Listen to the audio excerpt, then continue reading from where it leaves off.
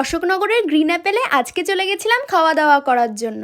হ্যাঁ, এটা সেই গ্রিন অ্যাপেল যেটা কিছুদিন আগে মধুচক্র কাণ্ডের জন্য ভাইরাল হয়েছিল। তো সেখানের খাবার দাবার কি সত্যিই ভালো, আর কোন খাবারের কত দাম সবটাই এই ভিডিওতে শেয়ার করব। তো প্রথমে ঢুকেই আমার চোখে পড়লো গ্রিন অ্যাপেলের সুন্দর অ্যাম্বিয়েন্সটা। সত্যি কথা বলতে গ্রিন অ্যাপেলের অ্যাম্বিয়েন্সটা কিন্তু যথেষ্ট সুন্দর।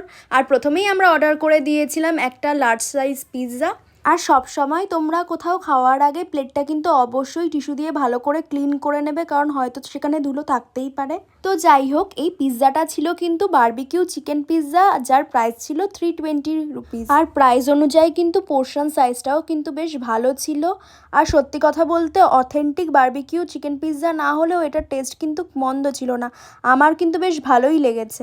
আর এটা কিন্তু আমার প্রথমবার আসা না, গ্রিন অ্যাপেলে মাঝে মধ্যেই আসি, আর এখানের খাবার দাবার কিন্তু বেশ ভালোই লাগে। তারপর সৌম্য ট্রাই করে নিল পিৎজাটা, আর ওরও কিন্তু বেশ ভালো লেগেছে, কারণ এখানের পোর্শন সাইজে কিন্তু ওরা কোনো কম্প্রোমাইজ করে না, আর টেস্টও কিন্তু যথেষ্ট ওরা মেনটেন করে চলে। তারপরেই আমরা অর্ডার করে দিয়েছিলাম প্লেন বাটার কুলচা আর কড়াই চিকেন। কড়াই চিকেনের প্রাইস ছিল 320 রুপিস, আর বাটার কুলচার প্রাইস ছিল 80 রুপিস। বাটারটা আমরা অ্যাড অন করিয়েছিলাম সেখানে। তো মেনু কার্ডে তোমরা বাটার কুলচা বলে আলাদা কিছু পাবে না, পাবে হচ্ছে গিয়ে প্লেন কুলচা অথবা স্টাফড কুলচা, যেটার প্রাইস ছিল 80 রুপিস। টাকা দিয়ে খেয়েছি কিন্তু সব কটা খাবার, তাই বানিয়ে বানিয়ে রিভিউ দেওয়ার কোনো প্রশ্নই নেই। তাই আমার কোনো খাবার ভালো লাগলে কিন্তু আমি ভালো বলে যাব, আর খারাপ লাগলে খারাপ।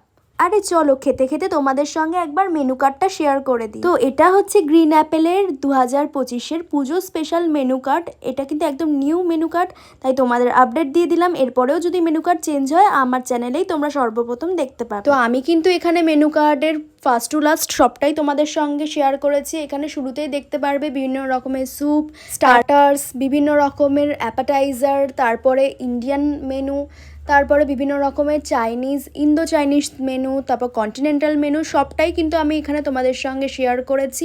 আর আমার কিন্তু মনে হয় অ্যাম্বিয়েন্স আর খাবারের কোয়ালিটি, টেস্ট, স্বাদ অনুযায়ী কিন্তু খাবার দাবারের দাম একদম রিজনেবল। আর ভিডিওতে কোন খাবারের কি দাম সেটা তো আমি দিয়েই দিয়েছি, তাই তোমরাও চেক আউট করে নিতে পারবে তোমাদের পছন্দ মতন আইটেমের কোনটার কি প্রাইস। আর একটা কথা কিন্তু না বললেই নয়, সেটা হচ্ছে এনাদের স্টাফ বিহেভিয়ার কিন্তু যথেষ্ট ভালো। বাইরে থেকে আসা এক দুজন খারাপ মানুষের অপকর্মের জন্য কিন্তু অশোকনগরের পাশাপাশি এই এত সুন্দর একটা প্রপার্টিরও নাম বদনাম হয়েছে।